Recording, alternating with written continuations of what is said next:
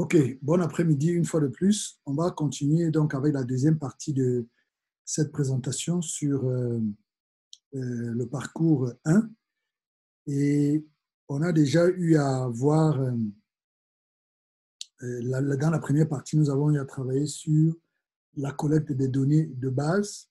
Et dans cette deuxième partie, je voudrais que nous revenions sur les exercices que nous avons eu à échanger, à proposer depuis le début de ce processus et que nous puissions les analyser ensemble et pouvoir y répondre.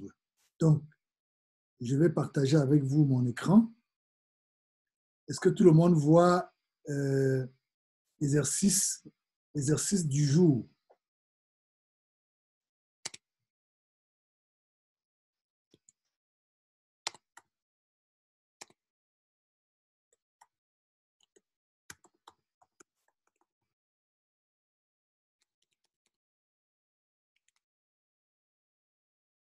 OK. Si vous voyez bien exercice pratique,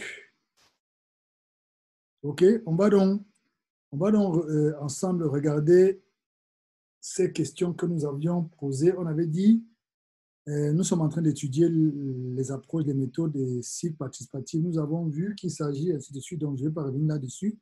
Donc, nous avions la question qui nous avait été posée, c'était qu'est-ce qu'une communauté ou un groupe cible? Faites vos recherches pour répondre à ces questions. Qu'est-ce qu'une communauté? Qu'est-ce qu'un groupe cible dans un processus? Comment identifier une communauté dans un processus? Avec quelle communauté travaillez-vous? Comment assurez-vous leur participation à la lumière de ce que nous avons étudié dans la première partie de ce parcours?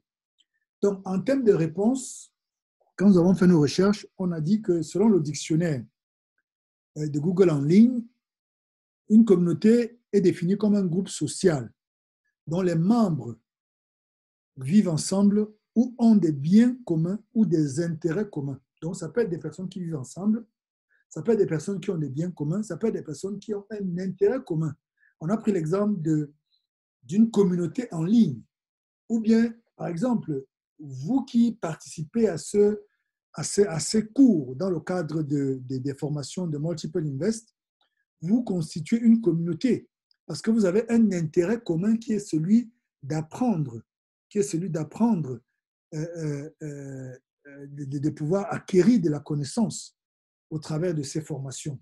Donc, il existe donc plusieurs types de communautés. Mais nous allons nous appesantir sur les communautés humaines. Et d'après Wikipédia, au sens étymologique originel, la communauté est donc un groupe de personnes qui partagent quelque chose. Ça peut être un bien, une ressource, ou bien au contraire une obligation ou une dette. Et en sociologie, une communauté est un regroupement de personnes autour d'une thématique commune. Donc, les communautés sont plus ou moins cohésives et leurs membres partagent entre eux une certaine culture, des nombres et des valeurs. Donc, sur la base de ça, il existe donc de nombreux types de communautés, les communautés épistémiques ralliées par un thème de connaissance, les communautés religieuses ralliées par des croyances religieuses et spirituelles communes, les communautés intentionnelles ralliées par des visions de vie d'ensemble communes. Donc, vous avez les communautés scientifiques, vous avez les communautés en ligne, comme je disais tantôt. Donc, dans le cadre de nos activités, nous pouvons donc avoir affaire à l'un de ces types de communautés que nous venons de voir plus haut. Les approches, les méthodes et les systèmes que nous allons utiliser devraient s'adapter pour assurer que la participation de ces différents groupes, quelle que soit la communauté, on doit toujours, lorsqu'on utilise une approche participative, on doit s'assurer que les membres de cette communauté-là participent de manière véritablement efficace en fait, ont une participation active dans le processus que nous sommes en train de mettre en œuvre. Maintenant, nous avons la deuxième question, c'était qu'est-ce qu'un groupe cible dans un processus? Le groupe cible décrit un groupe de personnes ayant des caractéristiques communes et des situations de vie analogues, c'est-à-dire des groupes visés par un objectif et les mesures du processus en cours. Donc, dans un groupe cible ici, c'est un groupe qui est visé par un objectif précis. On a pris l'exemple d'une communauté dans laquelle vous voulez faire une action en direction des femmes. Donc, les femmes ici constituent votre groupe cible. Ou alors, vous avez un groupe de personnes, comme par exemple, cette formation s'adresse le groupe cible ici, ce sont des jeunes. Les groupes cibles ici, ce sont des francophones.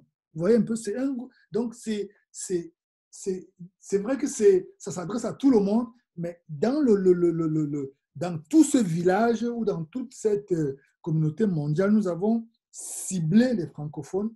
Nous avons, dans un village, vous avez ciblé les femmes ou bien vous avez ciblé les jeunes. Donc, c'est ça le groupe cible. C'est selon un objectif dont le groupe visait par des objectifs et des mesures du processus en cours. Par exemple, les villages vivant autour d'une aire protégée qui crée ou en fait, qui est créée ou qui va se créer, constituer un groupe cible dans le cadre d'une activité de promotion des droits autour des aires protégées. Donc, quand vous avez les communautés de la RDC, par exemple, ce sont des communautés, mais maintenant, si vous avez un endroit spécifique où il y a une aire protégée qui est en train d'être mise en œuvre, vous avez un groupe de communautés autour qui peut être un groupe cible, mais même parmi ces communautés, vous pouvez maintenant, par exemple, choisir 5 communautés que vous allez cibler et avec lesquelles vous allez travailler pour pouvoir poser ou pouvoir aider à comprendre le problème qui se pose autour de cette aire protégée. Donc, c'est ça le groupe cible. Donc, le groupe cible est beaucoup plus réduit et c'est lié à l'objectif que vous êtes en train de poursuivre.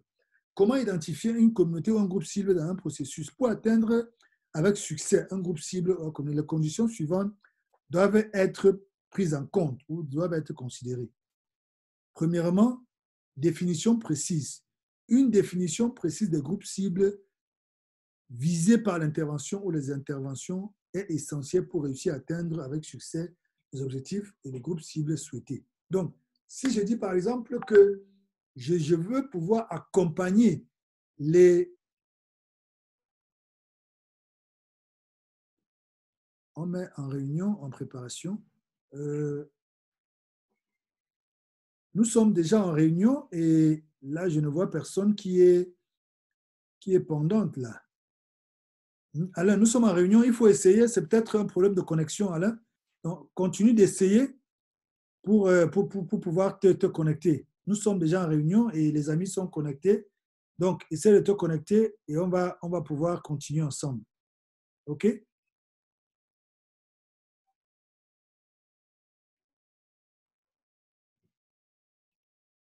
Donc, on disait que pour identifier le groupe cible ou la communauté, il faut une définition précise de ce que vous appelez communauté ou du groupe cible que vous voulez pouvoir atteindre.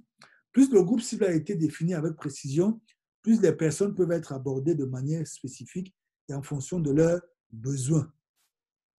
Donc, je prends l'exemple des groupes, des communautés autour d'une aire protégée. Si vous décidez d'avoir des communautés que vous allez cibler, vous allez définir des critères de sélection.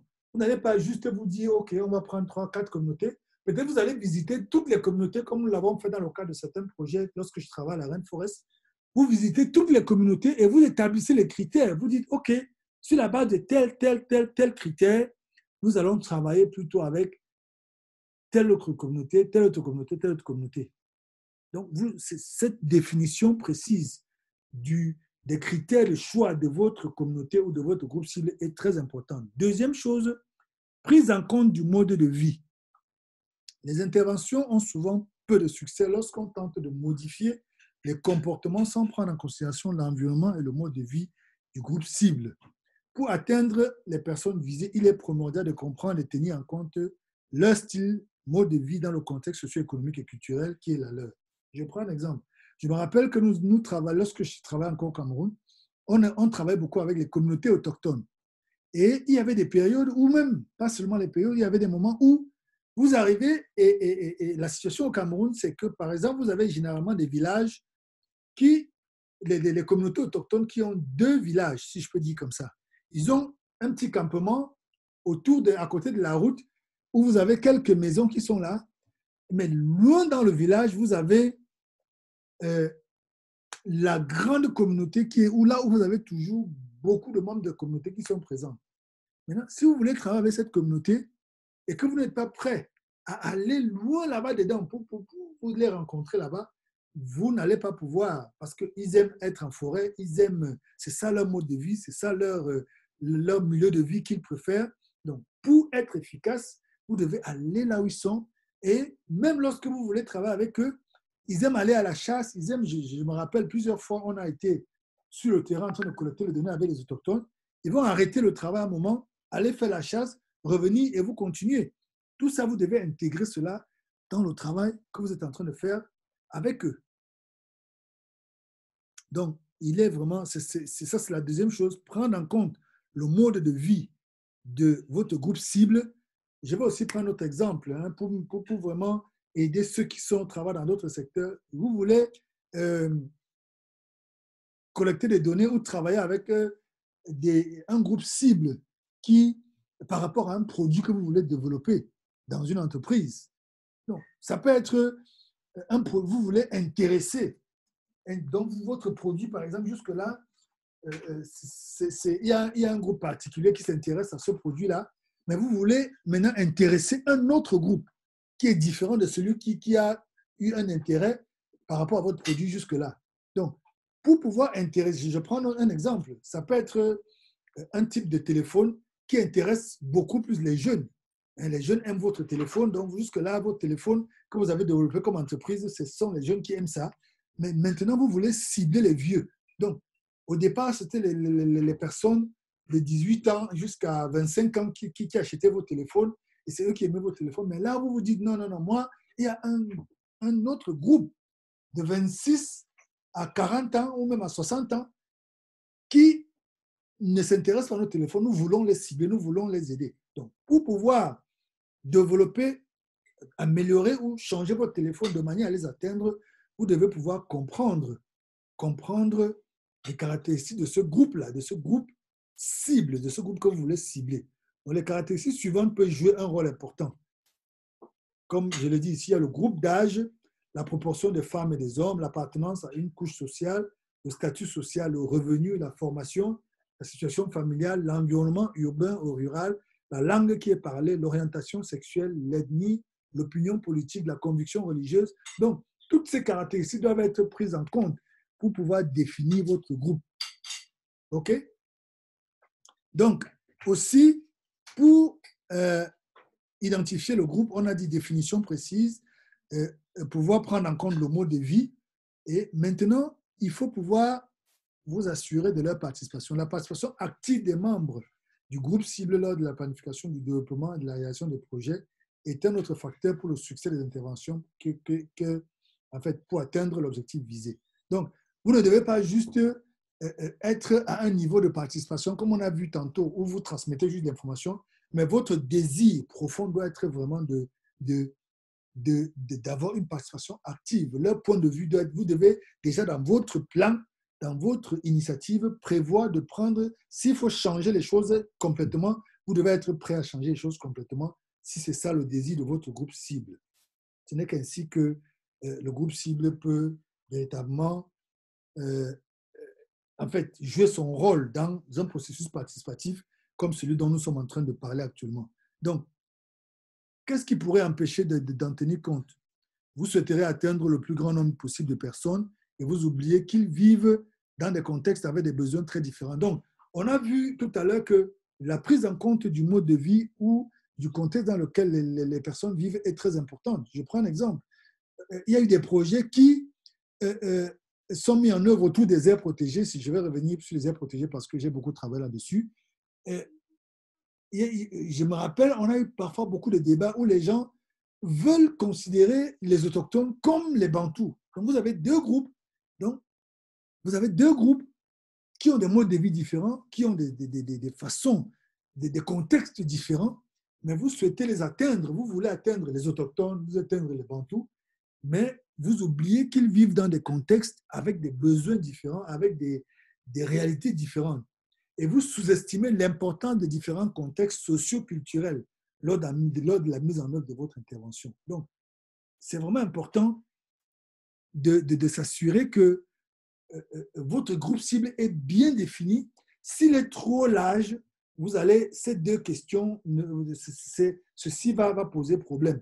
Donc, si vous voulez cibler et les autochtones et les Bantous, parfois, vous pouvez même vous dire, vous avez deux groupes cibles. Vous pouvez dans un même projet avoir deux groupes cibles. Et en les mettant dans deux groupes cibles différents, cela fait que vous définissiez les réalités de chaque groupe de manière efficace et cela permet que vous puissiez les aider de manière efficace. Donc, les avantages, comme je le disais tantôt, c'est que si le groupe ciblé est décrit avec précision, vous pouvez orienter vos stratégies et vos mesures en fonction des caractéristiques culturelles, des besoins spécifiques de ces groupes. C'est ce que je viens d'expliquer. Vous augmentez les chances de ces personnes, que les personnes se sentent concernées et qu'un développement se produise. Le cas des autochtones est très, vraiment, j'ai eu beaucoup de cas comme ça, où vous avez des gens qui mettent en œuvre des projets, ils mélangent les autochtones avec les bantous, et directement, les autochtones se sentent marginalisés, se sentent pas concernés. Et du coup, l'impact de ce projet sur eux ne se ressent pas véritablement. Donc, quelques suggestions, c'est que vraiment, pour pouvoir le faire, vous devez prendre vite contact avec les représentants des groupes cibles, les faire participer, faire en sorte que la planification, la participation soit effective dès le début, tenir compte des conditions, cadres et des ressources nécessaires pour encourager et faciliter le changement des comportements, le changement des attitudes au niveau de vos groupes cibles. Donc, il y avait des questions, réflexions que j'avais ajoutées dans ce document pour vous permettre d'aller un peu plus loin. Peut-on justifier pourquoi certaines parties prenantes deviennent des groupes cibles du projet et d'autres non? Des réflexions sur l'égalité des chances ont-elles eu lieu? Connaît-on les obstacles à surmonter pour atteindre les groupes cibles et sont-ils pris en compte pour définir les stratégies et les mesures? Donc, ça, c'est des questions que vous devez pouvoir vous poser lorsque vous êtes en train de travailler avec un groupe. Donc, dans un groupe, vous avez les parties prenantes. Comme on parle des parties prenantes qui sont différentes du groupe cible. Et parfois, ces parties prenantes peuvent devenir votre cible. Donc, dans la question ici, c'est peut-on justifier pourquoi certaines parties prenantes deviennent des groupes cibles du projet et d'autres non? Donc, dans un processus, par exemple, de gestion d'une aire protégée, vous avez beaucoup de parties prenantes. Vous avez l'administration locale, vous avez les concessionnaires, parfois vous avez même des concessionnaires forestiers parce que peut-être il y a une concession forestière qui est à côté de cette aire protégée. Vous avez les gestionnaires de l'aire protégée qui sont les organisations de conservation. Vous avez les villages limitrophes. Vous avez même souvent les acteurs qui viennent à l'extérieur pour acheter parfois des ressources qui sont collectées dans ces forêts-là. Donc, ces différents acteurs, ces différentes parties prenantes, peuvent devenir vos groupes cibles au fur et à mesure que votre initiative évolue. Ça peut être que le problème que vous voulez résoudre, en fait, vous pensiez que c'est dû au fait que les communautés ne connaissent pas leurs droits. Mais avec le temps, vous vous rendez compte, non, en fait, les communautés connaissaient bien leurs droits. Elles ont même essayé de défendre leurs droits, mais c'est en fait que peut-être un des groupes, une des parties prenantes a refusé d'obéir à la loi. Donc, du coup, votre projet va maintenant faire de cet acteur votre groupe cible. Vous allez maintenant cibler ce groupe pour essayer de l'amener à changer d'attitude, en l'amenant à respecter la loi. Donc, c'est maintenant elle qui devient votre cible dans votre initiative. Donc, il y avait quelques questions.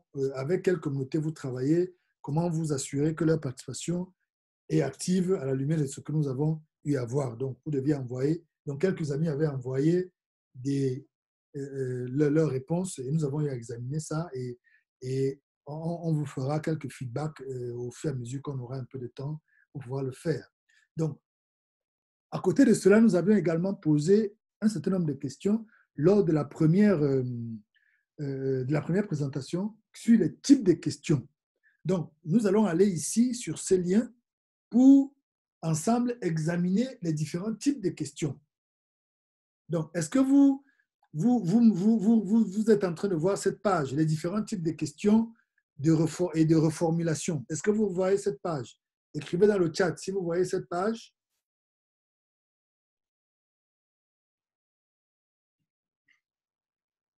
Est-ce que vous voyez cette page, les différents types de questions?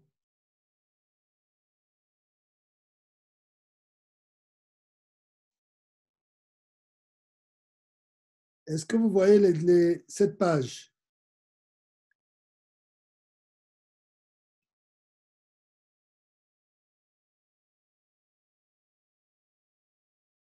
OK. Je crois que c'est la page qui... OK, c'est bon. Donc, comme on l'avait vu la dernière fois, il existe différents types de questions. Vous avez les questions ouvertes. Et on dit que les questions ouvertes, c'est pour inviter au dialogue. Quand vous posez une question ouverte, vous invitez votre interlocuteur au dialogue. Les questions ouvertes donnent toute liberté à votre interlocuteur de pouvoir s'exprimer. Et les questions, lorsque vous utilisez les questions ouvertes, ça nécessite beaucoup de temps. OK? Et lorsque vous voulez poser une question ouverte, vous devez commencer par que, quoi, pourquoi, comment. Pourquoi est-ce qu'il y a le manque d'eau potable dans ce village? Ça, c'est une question ouverte. Pourquoi est-ce qu'il n'y a pas d'eau potable dans ce village? Comment est-ce que vous vous approvisionnez en eau potable dans ce village? Comment les enfants se rendent-ils à l'école dans ce village? Donc, ça, ce sont des questions ouvertes. Les gens vont pouvoir s'exprimer. Oui, ils se lèvent le matin, ils font ceci, ils font cela, ils vont jusqu'à tel nombre de kilomètres. Donc, ils vont s'étendre dessus. Et ça prend du temps, ça leur donne la liberté vraiment de pouvoir aborder plusieurs questions, plusieurs éléments. Donc, deuxième type de questions qu'on avait vu, c'était les questions fermées. Ce sont des questions qui permettent d'obtenir des informations précises. Elles permettent de recentrer, de donner peu d'informations et nécessitent de poser beaucoup de questions. Et généralement, les questions fermées commencent par un verbe pour obtenir un oui ou un non. Exemple, êtes-vous d'accord avec le projet de mise en œuvre de cette aire protégée? Non, nous, on n'est pas d'accord. Vraiment, ce projet nous dérange beaucoup. On ne veut pas. On n'est pas d'accord.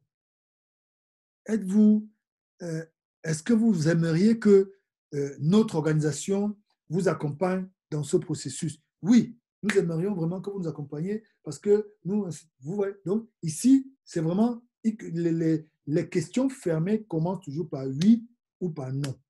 Les gens peuvent s'étendre plus tard, mais ça donne une précision, ça permet de se recentrer et ça permet d'avoir peu d'informations. Alors que si vous aviez posé une question ouverte, les gens s'étendent beaucoup plus sur la question. Vous avez les questions de retour. Pour retourner la question à votre interlocuteur. Pardon, excusez-moi. Donc, les questions retour, c'est un type de question qui vous permet de retourner la question à votre interlocuteur. Donc, je prends un exemple. Donc, vous êtes en train de discuter avec un client. Vous êtes un vendeur et vous discutez avec un client. Le client vous dit quelle est la remise que vous pouvez faire pour ce produit. Le vendeur vous réduit, vous posez la question quel volume avez-vous acheté?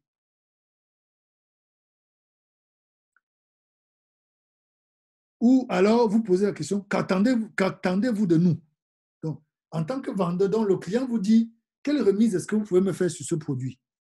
Et vous, en tant que vendeur, vous dites quel volume avez-vous acheté? Quelle quantité de produits avez-vous acheté? Ou alors vous dites, monsieur, qu'est-ce que vous attendez de nous? Donc, c'est une question retour. Donc, vous retournez la question, vous reposez une autre question à la suite d'une question qui vous a été posée. OK? Est-ce que c'est clair jusque-là? Est-ce que vous pouvez réagir dans le chat? Est-ce que c'est clair pour vous? La question ouverte, question fermée, question retour. Est-ce que c'est clair pour tout le monde? Je voudrais que vous puissiez réagir dans le chat. Est-ce que c'est clair?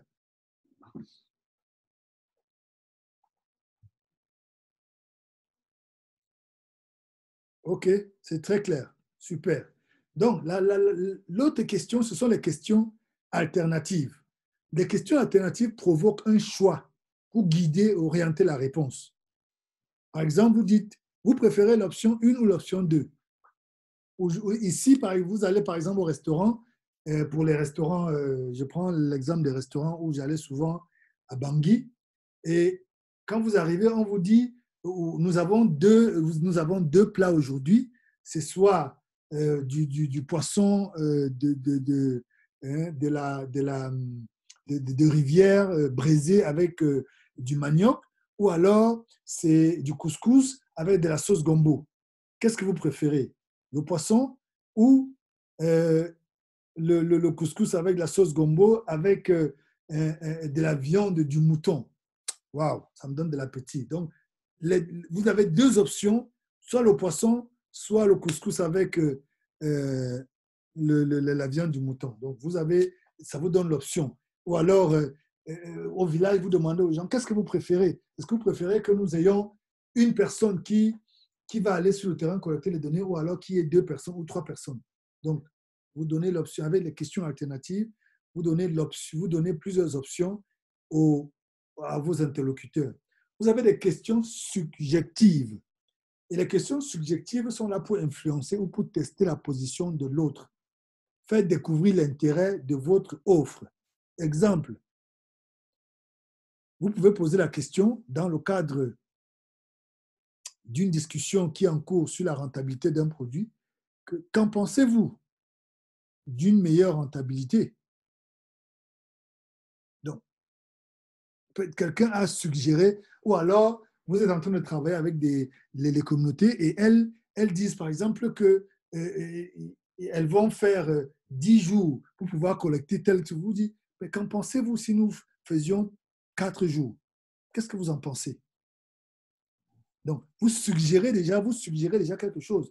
Sûrement, elles vont revenir en disant, OK, bon, on a dit 10 jours, mais on pense que 5 jours va être bien. Donc, que pensez-vous d'aller plutôt demain? Oh non, ce serait bien d'aller aujourd'hui. Ou bien, oui, c'est mieux. Donc, vous suggérez, donc c'est ça les questions subjectives. Vous avez aussi les questions relais. Les questions relais permettent d'approfondir et de relancer une explication. La question est élaborée à partir de la réponse. Par exemple, je vais acheter une voiture de luxe. Et la question qui va être posée, c'est qu'entendez-vous par luxe? Donc, quelqu'un vous dit, vous venez chez un vendeur, vous dit, moi, je vais acheter une voiture de luxe. Directement, vous dit, qu'entendez-vous par luxe? Vous allez dire, non, il faut que les sièges soient en cuir, il faut que la boîte de vitesse ait 6 vitesses, il faut ainsi de suite. Donc, vous définissez votre luxe. Donc, c'est la question relais, c'est qu'en fait, vous avez une première question qui est relayée par une autre. Donc, je veux acheter une voiture de luxe.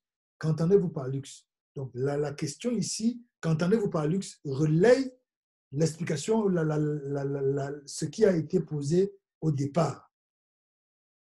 Vous avez les questions conditionnelles, permettent une acceptation conditionnelle. Par exemple, si je vous fais une telle option, est-ce que vous allez commander? Donc, ça, c'est des questions conditionnelles. Donc, monsieur, vous êtes en train de vendre, par exemple, un produit. Vous dites à la personne, vraiment, ce produit, je l'offre à 100 francs. Et la personne vous dit, oh non, vraiment, je peux le prendre à 80 francs. Et vous dites, OK, si je vous offre telle option, est-ce que vous pouvez commander? Je vous dis, bon, je vous donne ça à 70 francs. Est-ce que vous pouvez commander 100 pièces? Donc, c'est conditionné. Vous dites, je vous donne à 80 comme vous demandez, mais est-ce que vous pouvez commander 100 pièces? C'est une question conditionnelle. OK? Vous avez les questions silence. Les questions silence permettent de faire parler le client, pardon, de faire parler le client ou la personne que vous avez en face. Vous gardez le silence après l'expression de l'interlocuteur. Donc, c'est en fait, quand on parle de question silence ici, c'est en fait, c'est pas une question en tant que telle. En fait, c'est que quelqu'un dit quelque chose, mais vous gardez le silence pour lui permettre de continuer à s'exprimer. Et ça, c'est beaucoup, on utilise beaucoup lorsqu'on travaille avec les communautés. Vous laissez donc les questions pour les communautés, par exemple, posent une question, au lieu de bondir et commencer à répondre, vous gardez le silence et ça leur permet de continuer à parler et ça permet que les gens vraiment, en fait, donnent ce qu'ils pensaient de manière complète. Parce que si parfois vous n'avez pas bien compris la question ou la personne n'a pas bien exprimé son idée, donc si vous intervenez, ça ne va pas l'aider. Donc vous laissez, vous gardez le silence pour que la personne s'exprime entièrement Et là, ça vous permet d'avoir une bonne compréhension avant de commencer à répondre. Vous avez les questions ricochet qui permettent de faire rebondir le dialogue, de faire progresser dans les attentes sans faire d'interrogatoire. Par exemple, vous utilisez oui, non, mais encore, vraiment, c'est-à-dire, ah bon, ouais, quelqu'un dit quelque chose et vous dites encore, vraiment, c'est-à-dire, qu'est-ce que vous voulez par là dire? Donc, quand vous dites par exemple à quelqu'un, qu'est-ce que vous voulez par là dire? C'est une question ricochet. Donc, la personne va maintenant donner plus, donc ça fait rebondir le dialogue, ça va faire progresser sur la question qui est en train que vous êtes en train de discuter avec votre interlocuteur. Et ça, c'est vraiment aussi important dans le diagnostic participatif ou bien la collecte des informations de base que nous avons vu déjà. Vous avez les questions rhétoriques qui permettent de s'exprimer avec éloquence. Votre question ou affirmation appelle plusieurs réponses ou questions. Lesquelles en premier lieu? Comment résoudre ce point? Je vous propose 3 solutions. Donc, ici, c'est une question rhétorique. Vous dites, votre question ou affirmation appelle plusieurs réponses ou questions. Lesquelles? En premier lieu, ceci vous posez une question et vous y répondez. Et maintenant, comment répondre à ce point? Je vous propose 3 solutions. Ainsi de suite. C'est des questions dont vous posez, donc des questions rhétoriques. En fait, c'est quand on les pose et on les répond. On les pose, on les répond. Ou on les pose et on donne l'opportunité aux gens de pouvoir les répondre. C'est les questions rhétoriques. Les questions rhétoriques, je dirais que dans les approches participatives, on ne les utilise pas beaucoup parce que vous devez le savoir déjà, dans les approches participatives, vous parlez moins et vous donnez l'opportunité à vos interlocuteurs ou à votre groupe cible ou à votre communauté de parler plus. Du coup, utiliser les questions rhétoriques vous met un peu au centre de la question, au centre de la discussion, ce qui n'est pas l'objectif dans une approche qui est participative. Les questions miroirs, pour faire miroir de la question posée, peu judicieuse. Vous me demandez de pouvoir accepter d'aller dans le village voisin. Donc ça, c'est une question miroir. Donc, qu'est-ce que vous êtes en train de signifier par ce que vous dites? Donc, vous vous appuyez sur ce que la personne a dit pour poser votre question. En fait, vous mirez, comme on dit, vous mirez sur, comme son nom l'indique, vous mirez sur la déclaration ou sur la question de votre interlocuteur pour poser votre question. Et vous avez également les questions indirectes qui permettent d'avoir des informations sans les demander. Quelle est votre satisfaction? Quels sont les résultats obtenus? Ça, ce sont des questions indirectes.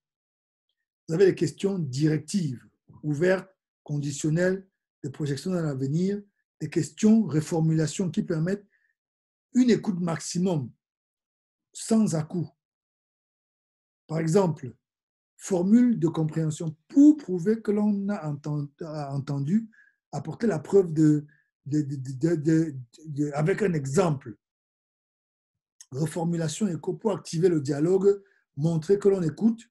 Dans les questions reformulation, en fait, vous reformulez. Quelqu'un peut dire, OK, il déclare des choses et pour lui permettre que vous avez compris ce qu'il a dit, vous reformulez ce qu'il a dit en d'autres termes et sous forme de questions. Ça lui permet de dire, oui, c'est en fait ce que j'étais en train de dire et d'ailleurs, j'expliquais ceci, ainsi de suite. Donc, et vous pouvez également faire des reformulations miroirs, des reformulations synthèse pour s'assurer d'une bonne compréhension, pour faire une synthèse en citant les points principaux entendus et retenus. Des reformulations appui, des reformulations psychologiques, ainsi de suite, ainsi de suite. Donc, voilà ce que je peux dire. Je vais vous encourager à partir sur cette page également, dans votre temps libre, de le lire et de pouvoir poser des questions si vous en avez. Est-ce qu'il y a des questions ici avant que nous puissions finir aujourd'hui avec cette deuxième présentation sur le parcours numéro 1. Parce que tout à l'heure, à 18h30, nous aurons notre deuxième cours sur le parcours numéro 2. Donc, il est important pour nous de l'arrêter maintenant pour que je souffle un peu avant le cours tout à l'heure à 18h30 sur le parcours numéro 2. Question?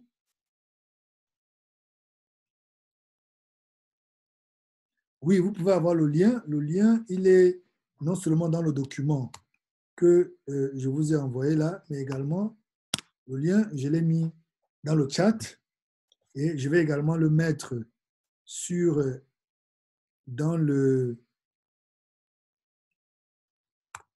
dans notre groupe WhatsApp.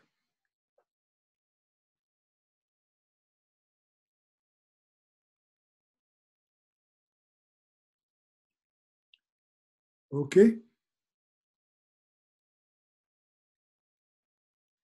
Donc, est-ce qu'il y a d'autres questions? Oui, Freddy a fait une remarque. Il dit que le nombre de participants a diminué. Je suis surpris comme toi, Freddy, qu'il n'y ait pas beaucoup de personnes cet après-midi alors que je l'avais annoncé. Donc, l'avantage que nous avons maintenant, c'est qu'on enregistre bien le cours et qu'on va pouvoir le partager avec les uns et les autres au niveau de notre groupe YouTube, dont les amis pourront se suivre après. Donc, j'espère que la semaine prochaine, on aura plus de personnes qui seront là pour pouvoir suivre les cours. Mais pour nous, il n'est pas question du nombre, pour nous, il est question de qualité. Même si c'est 3 personnes, 5 personnes, 10 personnes qui sont fidèles et qui sont déterminées pour faire ce travail, nous sommes prêts à pouvoir le faire et à pouvoir les encourager. Et vous allez devenir, quand vous allez commencer à voir les retombées de ce travail, vous allez en parler autour de vous et les amis vont pouvoir nous rejoindre. Donc, on n'est pas inquiété par cette diminution ou par ce manque d'engouement des uns des autres. Mais le parcours 1, je pense que beaucoup de personnes ne l'avaient pas choisi. Je pense que c'est le parcours 2 et le parcours 3 où nous avons beaucoup de personnes qui l'ont aussi choisi. Donc, ça peut s'expliquer aussi. Ça peut aussi expliquer le fait qu'on n'ait pas beaucoup de personnes. Donc, on va voir tout à l'heure à 18h30 avec le parcours 2. D'ailleurs, vous aussi qui avez participé à ce parcours 1, je vous invite à participer au parcours 2. C'est toujours des connaissances que vous allez acquérir. C'est à la fin de la semaine, une semaine après que j'ai lancé le parcours 3, que chacun va maintenant rester dans son parcours en fonction du parcours qu'il aura choisi. Donc, merci beaucoup pour votre attention. S'il n'y a plus de questions, on va arrêter l'enregistrement et on va pouvoir sauvegarder la vidéo pour nous mettre cela au niveau de YouTube pour permettre aux uns et aux autres de pouvoir avoir accès. Donc, merci beaucoup. Et pour ceux qui pourront le faire, on se retrouve tout à l'heure à 18h30 pour le cours sur l'analyse des données avec Excel. Bonne soirée à tous. Vous pouvez ouvrir votre micro pour dire au revoir.